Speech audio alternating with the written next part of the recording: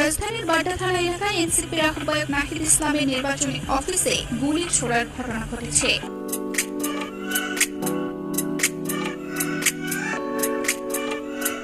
এমন একটি সংবাদ প্রচার করছে বিভিন্ন গণমাধ্যম। এতে বলা হয়েছে, হঠাৎ করে অজ্ঞাত পরিচয়ের ব্যক্তিরা অফিসের সামনে এসে কয়েক রাউন্ড গুলি ছুড়ে দ্রুত ঘটনাস্থল ত্যাগ করে। তবে ৩৮ নং ওয়ার্ডে অবস্থিত এনসিপির সাংগঠনিক অফিসের পাশে মঙ্গলবার রাতে গুলি হলেও এর সঙ্গে রাজনৈতিক সংশ্লিষ্টতা নেই বলে মনে করেন এনসিপি।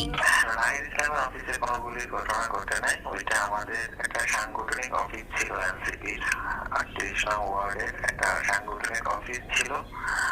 তো গতকালকে কে বা কারা সকালের দিকে সম্ভবত গুলি করে চলে গেছে রাউন্ডের মতো, কিন্তু বিকালে গিয়ে আমরা দেখতে পাচ্ছি। তো ওভারঅল এটা কে ঘটাইছে বা কারা